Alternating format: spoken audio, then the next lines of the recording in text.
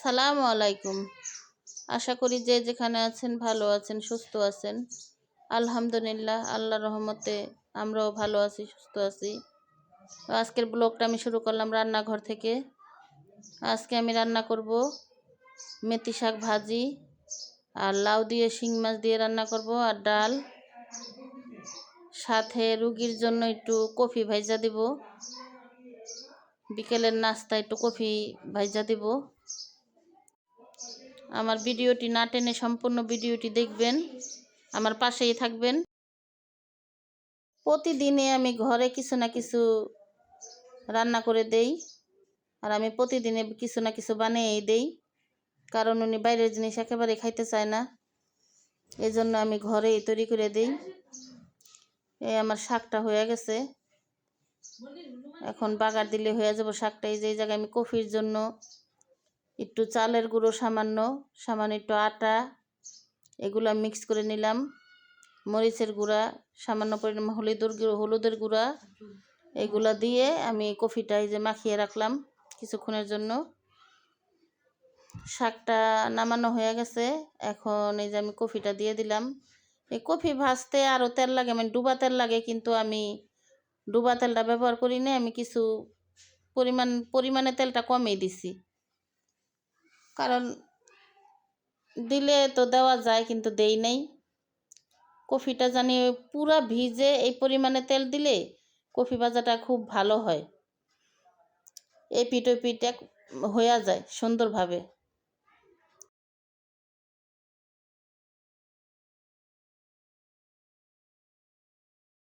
এই যে শিং মাছগুলো আমি ধুইয়া পরিষ্কার করে একটু সামান্য পরিমাণ লবণ মেখে রাখছি, কারণ মাছ গুছের ভিতরে লবণ না ঢুকলে ভালো লাগে না। এই তো কফিগুলো আমি ভাইজা নিয়ে আসলাম, অল্প পরিমাণে ভাজছি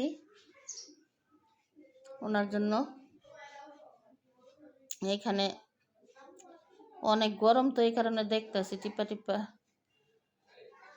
তো আমার ভিডিওটি ভালো লাগলে লাইক, কমেন্ট, শেয়ার করে দিবেন। আমার চ্যানেলটি সাবস্ক্রাইব করে দিবেন। এই যে এখানে আমি লাউ তরকারিটা বসানোর জন্য পেঁয়াজ ভাইজে যে মশলাগুলো দিয়ে দিলাম। লাউ তরকারিতে তো বেশি মশলা লাগে না, অল্প পরিমাণে মশলা দিলে হয়, কারণ লাউ তরকারি টকটকা মশলা ভালো লাগে না, সাদা সাদাই ভালো লাগে লাউ তরকারি।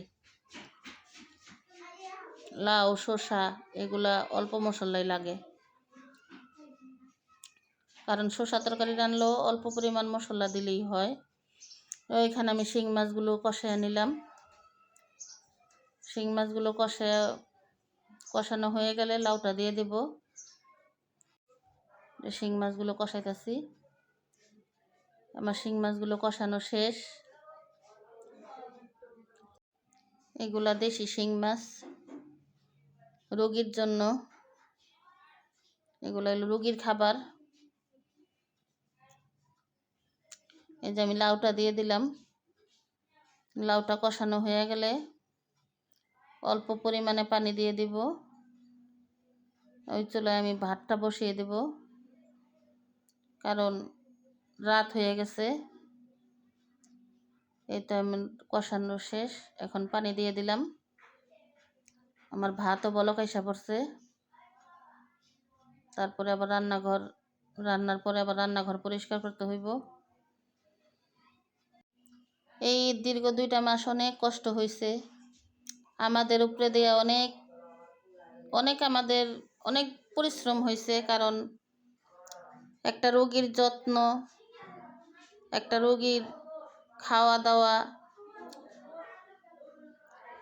এই যে এখানে মেথি শাক ভাজি,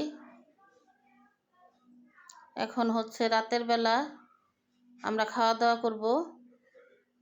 এই যে আমার শাক ভাজিটা কেমন হয়েছে কমেন্টে জানাবেন। এই তো এখন আবার উপরে বসলাম, কারণ নিচে প্রচুর পরিমাণ ঠান্ডা। এখানে আমার ডাল, লাউ তরকারি। আমার এই ভিডিওটি যদি ভালো লেগে থাকে তাহলে লাইক, কমেন্ট, শেয়ার করবেন। ঠিক আছে, আমরা খাওয়া দাওয়া করি। সবাই ভালো থাকবেন, সুস্থ থাকবেন। আল্লাহ হাফেজ। প্রথম থেকে